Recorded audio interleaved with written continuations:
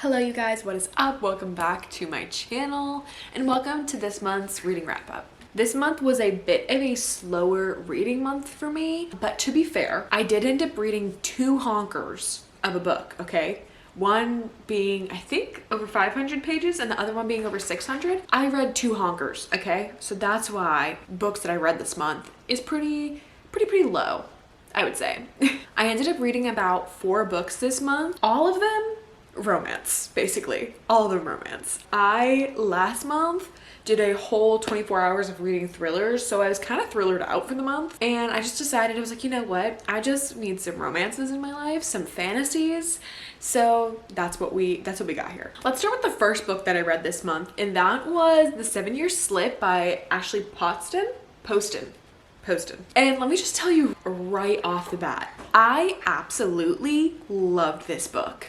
This was chef's kisses all around. I truly did not realize how much I was actually loving this book until I was about like halfway in, and I realized that I was like giggling and kicking my feet at like little things, and I didn't even realize that I had been doing that throughout the book. And there was certain little moments that I did end up like tabbing within this book, as you can kind of see, that literally were so cute, and I absolutely fell in love with both of these characters. I went through so many emotions while reading this, and I just absolutely loved it. I don't usually write like physical reviews on Goodreads, I just rate them. What was my review?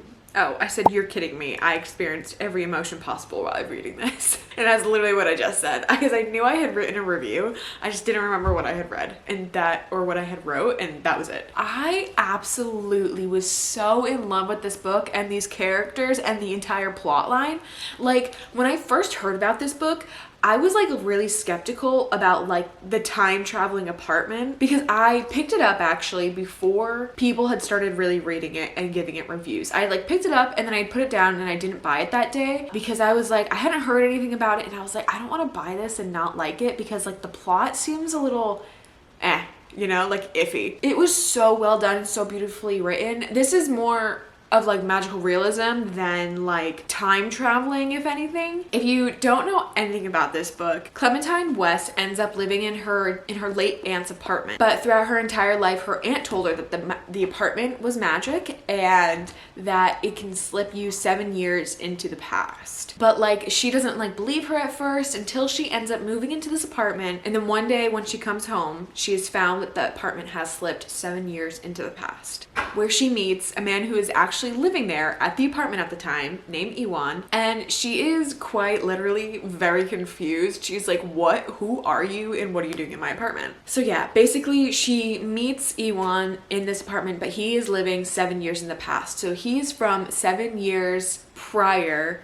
to her actually meeting him. And this story was just so well done and so well written. Like, I was truly rooting for them. Absolutely loved them. I absolutely loved seeing them together when the apartment had slipped into the 7 years in the past, just to see how like happy Clementine was and how happy Iwan was to be together. I just like can't explain any better than the fact that like if you have not read this book, you absolutely need to. It's so cute and so funny, and you just root for them the entire time, and I just loved them. I absolutely loved them. I ended up giving this book a 5 stars, and now that I go back and think about it, I absolutely agree. Like, I had been like thinking the past few days, like prior to filming this video, that maybe it's not a 5-star read because I haven't thought about it as much as I have other 5-star books. But to be fair, I did read some other books that were like heavily taking up brain space.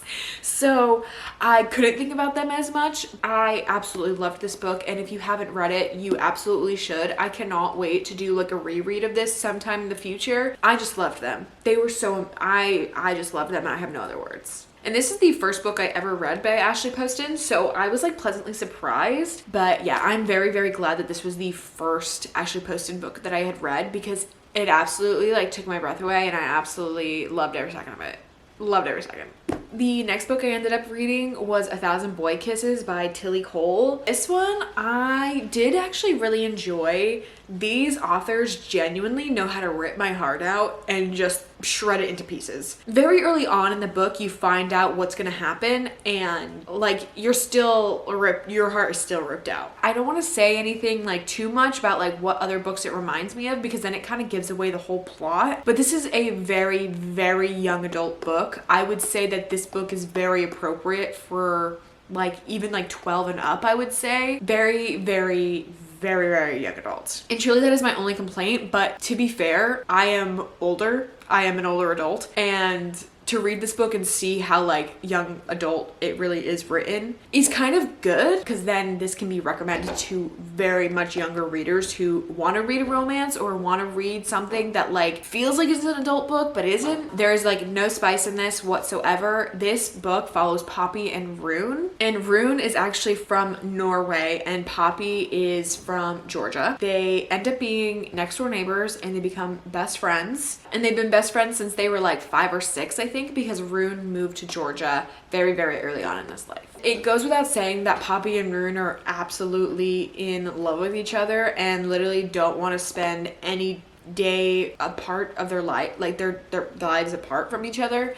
And it's a really, really sweet concept of the book. But like I said, the plot is very, very young adult. The storyline follows Poppy and Rune. And basically, Poppy's grandmother gives her this jar filled with a bunch of hearts, 1,000 hearts. She goes, and this jar is for you to fill with every boy kiss you experience in your lifetime. I don't really know what else to say about it, because like if I say too much, it literally gives everything away, because the plot is so very much like just straightforward. It's just a very straightforward, easy to follow plot because it is so young adult. Like definitely if I was in middle school, this would have probably been like my favorite book. It would have been like tugging at my heartstrings. It already tugged at my heartstrings.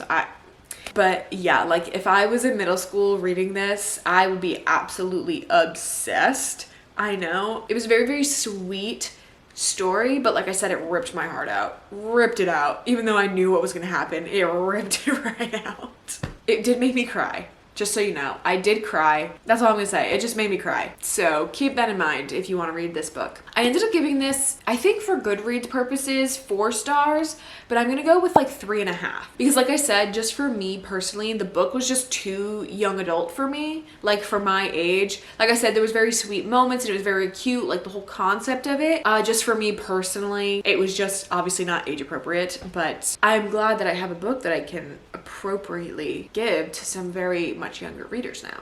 And the last 2 books I ended up reading this month are a part of a series that we all know that I read because I'm literally obsessed, okay, was Fourth Wing and Iron Flame.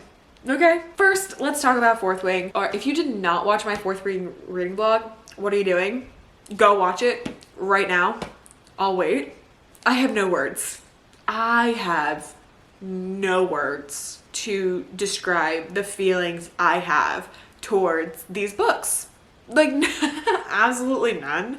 I am so obsessed and so enthralled with this series that I cannot think or focus on anything else. Like, so if you want to go see like my genuine thoughts and reactions to everything that happened in Fourth Wing, go watch my reading vlog, like I said, because you're missing out, okay? You're missing out if you don't watch it. But anyways, if you don't know what Fourth Wing is about, are you living under a rock? Because it's the only possible way if you are in this book community that you do not know what Fourth Wing is about. I'm gonna tell you a little bit anyway. Basically, Fourth Wing follows Violet Sorrengail, who ends up in the Writer's Quadrant, even though her whole life she thought that she was gonna end up being a scribe. So this Writer's Quadrant takes place at Basgiath War College, where her mom is the general. Okay, and she basically has to make it through the entire year without dying.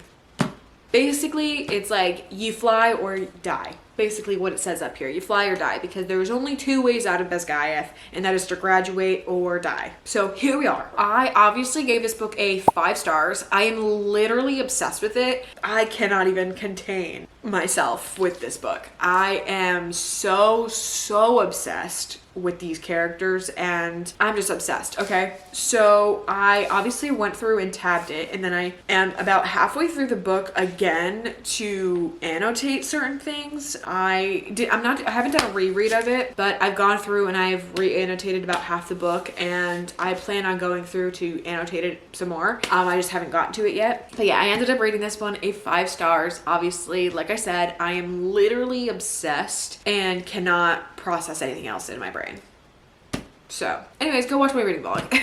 And the second book in the series is Iron Flame, and I literally just finished this one yesterday. To go see more of my thoughts, final feelings on it, you're just gonna have to wait and see my reading vlog, because I think this video is going to be up before my reading vlog. I'll let you know what I rated it. I ended up rating this one a 4 stars. I loved this one, obviously, but not as much as I loved Fourth Wing. Like, Fourth Wing was just like something else entirely to my whole being as a person. Like, it made me so giddy and anxious, but like it was so fun throughout the entire thing. Like, I thoroughly enjoyed reading the whole thing. Same thing with this one. I just didn't get those same giddy, like, I can't believe this is happening feelings as I did in the first one. Partially, I don't know, partially because I think I saw too many spoilers for this book, thinking that they were Fourth Wing spoilers because I had already read it. So I was just being a crazy person and watching like things about Fourth Wing on Instagram, but they ended up accidentally being things for Iron Flame, and they were just like small little things that were like out of nowhere, like out of pocket, like, oh, here's this like quote, and it kind of like gave certain things away for me. So I ended up seeing too many spoilers, I think, for me to like really love and enjoy and be surprised by it. The feelings, I guess, in this book, or the surroundings of this book, just didn't hit home with me like last one, because the last one obviously centered around Violet and Xaden quite heavily, where this one, Xaden was not in a lot, which I did not like because I love him.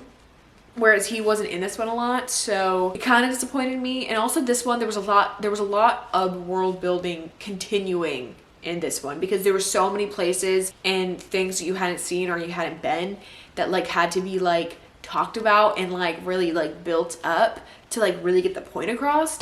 Whereas the first one really only took place at Besgaia. Like, you didn't really go anywhere else. Where this one, you were in so many different places, which was fine and I really enjoyed. Obviously not loving this one as much as I loved the first one, even though I did absolutely love this. Like, this was so great. I enjoyed reading it every single second and like was surprised the entire way through, and just like loved reading things about it. But like, yeah, I just didn't end up loving this one as much as I liked the first one. That is Iron Flame. Like I said, I gave it 4 stars. Those are all the books that I ended up reading this month.